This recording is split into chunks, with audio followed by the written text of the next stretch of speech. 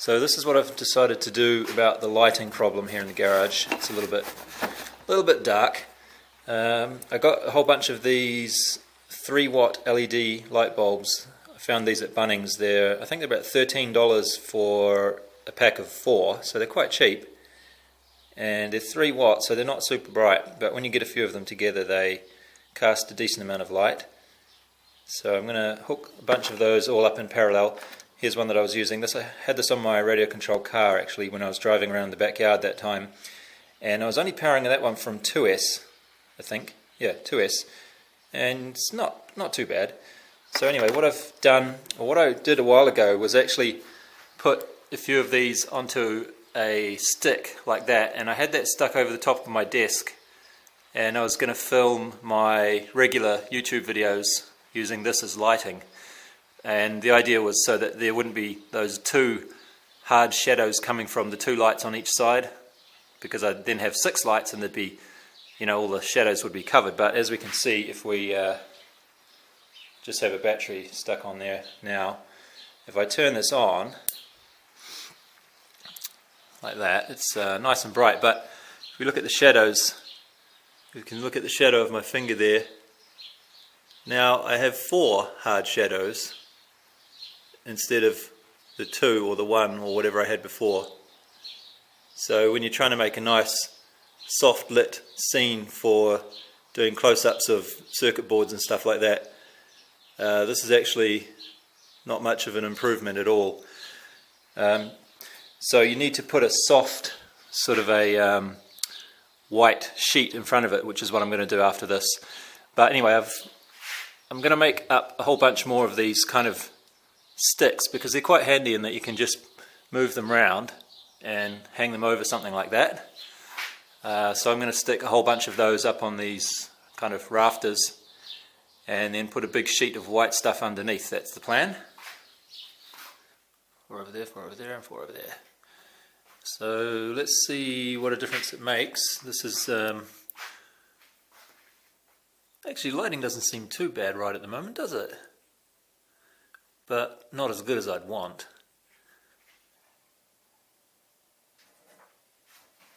So here we are from the same position. It looks much brighter, and we should have now 16 shadows, and we can probably get rid of those by putting that white sheet over them. So for the final step, I've stuck a piece of this thin white material that I found at the garden store. It's called frost cover or something like that. Maybe it's supposed to keep your strawberries warm in winter or something, I don't know. But it's quite thin, but it diffuses the light fairly well. So the idea with this is that you don't have any hard shadows anymore. You can see you have to get something fairly close to the bench before you start getting a hard shadow under it. Even then it's not really a very hard shadow. It just makes things a lot nicer for a YouTube video, I think. Plus it also makes things a lot nicer just to be here and working on stuff. And I used to find when I was trying to measure things with this, when there's only a single point light source above the desk, it's really hard to see these markings very clearly when you're trying to measure stuff. But when you've got light all over the place, you don't really have that issue. Anyway, so that was just a little detour into what's going on behind the scenes here. And now let's get back to the actual topic at hand. So now comes one of the trickiest parts of the assembly, or fabrication, or whatever you want to call it. And I was kind of dreading this even as I was sitting there designing in the SketchUp program. But so the gantry plate is going to sit like that, and it's going to have this large piece of aluminium angle going all the way down the back for a bit of vertical support. And there's also going to be a sort of a triangle brace coming from here to here. So don't worry, this is not the only vertical support. But first things first, I need to cut out some pieces from some of these angle anyway, because like this corner here has to go inside there, and there's pieces in the way. And also at the front, these pieces need a little bit cut out of the front bottom corner of them as well. So that's the first step. Okay, I have those little corner pieces cut out now, and I'm moving on to just drilling some holes to attach this main back piece of angle to here, and there's a lot of holes there. I don't know how many I'm going to bother to use, but there's plenty there if I need them. So it's going to sit on there, and the important thing with this one is that this edge has to match up with the edge of the gantry plate exactly, like that. Okay, I've got all those holes drilled now. I'm not going to use all of them, but I drilled all of them, just in case. Some of them did not go quite right, but those are the ones that I can skip, I suppose. But I have it lined up perfectly flush with that edge there, and there's only 4 holes that I can see. You probably can't see in the video, but there's a couple there that don't quite line up. But everyone else, every other one, seems to be spot on, so I'm quite happy with that. And I think it's my new lighting up there has actually helped quite a bit, because it's a lot easier to see where the tip of this thing is going when you put it on there to punch like a center punch dent. And I've also noticed that you can see better where the dent is, and if it's a little bit off, you can angle this thing a little bit like that and hit it to the side, and you can move your dent around a little bit and give it a few more hits to get it exactly where it's supposed to be. So I think that really helped to get all these holes exactly where they should be. Looks like I was a little bit too optimistic there. When I tried to put the screws in, there were only a handful of them that actually went in very easily. Mostly the ones along that top edge, actually. So I'm going to file those holes out to be a little bit larger. I've put some marks on the sides of them, which edges need to be wider. Phew! Well, after quite a few iterations of testing the holes and then filing the edges a little bit and repeating, attaching it and trying to get it straight and everything, finally done that. I figured I might as well use all of the holes, at least 2 in each of those rows that I had, because I have this big container of 70 screws, so yeah, I might as well. And I opened up a few holes here for the other bits that are going to be attached to the front, just in case I can't find short enough screws to go through, and in the worst case, if I actually strip out the thread of some of these holes, I'll be able to have the screws coming out all the way out, and using a lock nut on the back instead. So just to be on the safe side, I thought I'd leave these holes available for that. So it fits on there very, very nicely, and all the way along here, it's perfectly flush with that edge, all the way down. In fact, as I move my finger along it, this little piece of sellotape they've got here actually stands out as the most bumpy part of it. I don't know if you can see that. There's a piece of sellotape here. So now I'm going to drill some holes on this piece. Well, there's a couple of these pieces, and these are going to go on the bottom rails, and I need a bunch of these. I'm going to 2 of them at the front here, or these 2, are going to be for actually holding these on. And these 4 holes here are going to be for holding the horizontal piece that goes across to the other side. But I'm going to make them in the same outline of holes, so that if it seems a bit sort of loose or not very rigid, I could actually put a 3rd one of these on the back. It will severely cut down my range of movement, so it'll only be 18.5 centimeters travel in this direction if I do that, but at least if those holes are in a nice pattern to easily put this on afterwards, it will make it convenient if I ever come to do that. Well, that one went in really well. I think I'm getting the hang of this hole punching and drilling business now. I didn't need to do any adjustments of any kind whatsoever, and it just sits in there perfectly. The lighting and the ceiling really helps when you're trying to punch this thing in and get it in the right place. So the idea with this is, again, that you'd have 2 of these that fit just inside those bearings, and they'll need a few 4mm holes drilled to hold them onto this whole assembly, and then the worm gear for the actuation will go through there, and we just bloody hope everything lines up properly. Alright, so I have these two pretty much done now. There's actually going to be a little bit more cutting away necessary to do on these corners at the back. I kind of measured that wrong. And I'm also going to have to file away about 1/2 millimeter or so from the top of this piece. Oh, can you see that? Oh, from the top of this piece all around, because this is actually exactly the same height and it makes a little bit sort of a, doesn't quite fit over. So that's going to need a filing down. Apart from that, I think it's okay. One of these is feeling a little bit rough for some reason. Actually, it's funny, when you put a bit of weight on it, they tend to get smoother. And when you... it's loosely tightened. When you tighten it up, it gets a bit worse. It's quite good at the moment, though.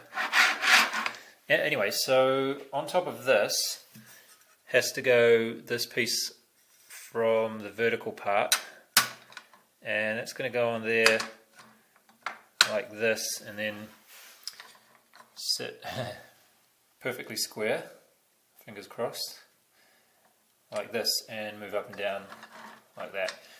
I'm becoming a little bit worried about the fact that it doesn't really have much strength in this dimension, whatever you want to call this, because the only thing that's stopping it from moving like that is the 4 bolts that are going to go in there and the 4 bolts that are going to go in there on this side, and then this piece will be part of it as well. So this is going to go, need a couple of holes at the front there to fit that on like that, and then this is going to have a couple of holes very carefully drilled in here. So this is another reason why I was kind of keen on doing a fairly thick plate, because it gives me the opportunity to drill and tap holes into it from the side. I won't be tapping the holes, but at least I can drill holes into it. And then there's a couple of holes tapped on the gantry plate about here. So that will hold it quite strongly in that twisting direction. And it should hold the plate up nice and strongly vertically as well. But even this piece does not really give it any extra reinforcing from this problem. To reinforce that, you'd need to have sort of a diagonal piece going in like this or something.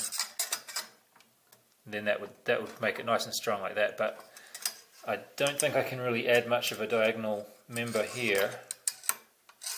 Maybe a short one might be able to go in there like that. But it will probably get in the way of lots of other things here. So for now I'm just going to try it with 4 bolts there and this piece going up to the gantry plate. And hopefully that will be rigid enough. Okay, so I got the holes drilled in each end of this to attach it, and I'm very pleased to say that it was only off by less than 1/2 millimeter from my SketchUp design across this sort of 45 centimeter or 43 centimeter distance, matching up everything from, you know, the positions on this water jet cut plate to all the other stuff that I did. And yeah, that's really good. And I also managed to drill 32 holes in a row perfectly. That is, I don't need to go in with the file and scrape a little bit off the side of them or anything like that. And that was really what I was hoping for, because it means that it's actually, there's not too much play in it now that the screws are in, they're just sitting in there.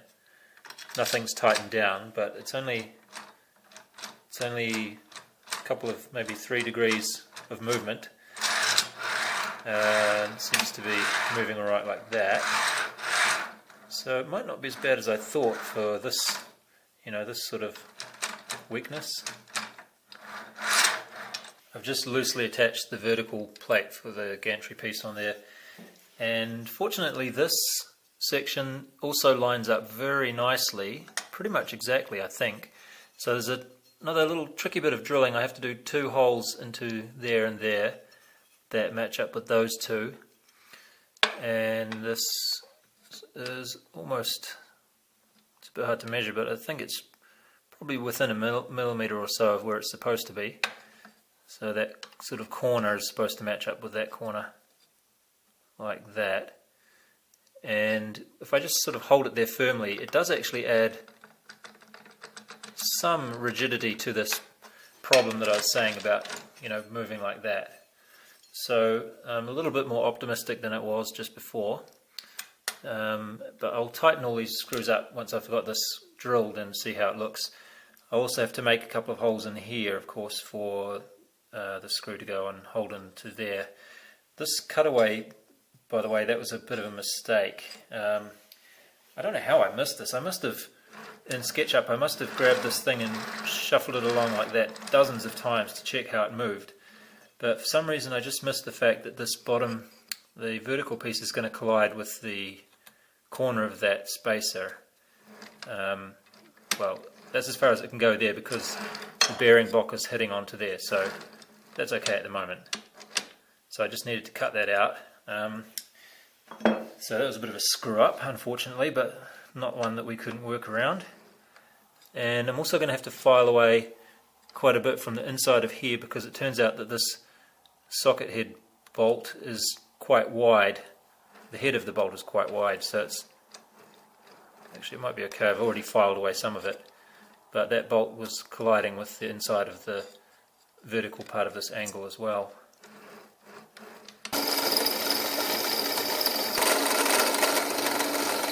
So that's both of those attached at the top, securely attached at the top, but not attached at the bottom yet. And it's starting to look a little bit more like that picture that we saw in the SketchUp diagram, isn't it? And they're not quite lining up like I'd hoped, but they're not bad enough to be a problem, I don't think. So I'm just going to go ahead with putting these other holes in and attaching them at the bottom as well. It was probably just inaccessible. You just have to keep producing content. Do you watch iForce 2D? Yeah, I do. Yeah. He's doing, well, for a long time he's been doing quadcopters fairly exclusively, but I think he's branching out now into other stuff. So that's good. Now there was a comment there. And I missed branching out into other stuff. Oh yeah, did you ever have Meccano? Exactly. Yeah, I used to dream of having a set 10. Julian. But my dad used to steal Meccano. I also had plastic Meccano, which was great. Okay, well I think I'm going to leave it here for this video. I've managed to get most of that structure together. It doesn't really fit all that well here. These holes didn't drill exactly straight or something. So I will have to use a file to widen them a little bit. But that's not such a bad thing because this area here was always going to be my adjustment for making sure that the plate is perfectly vertical. So I may yet have to put washer, I'm definitely going to have to put a washer in there I think. Or yeah, I think it has to go that way, so maybe a washer in there, but if it had to come this way I could file it back a bit or whatever is necessary to get this plate to stay up vertical. And I haven't actually tried to clamp everything down solidly yet, but nothing, in fact it's not too bad like this, and it feels reasonably well stuck together, even though the only things that are actually tightened up are these two and those two on each side. So hopefully once I get all this done tight properly up, it should come out to be reasonably rigid, but I'm not going to do that now because I have to go and put all these worm screw attachment things on there as well, so I'll do that later. Anyway, that's all for now. Thanks for watching.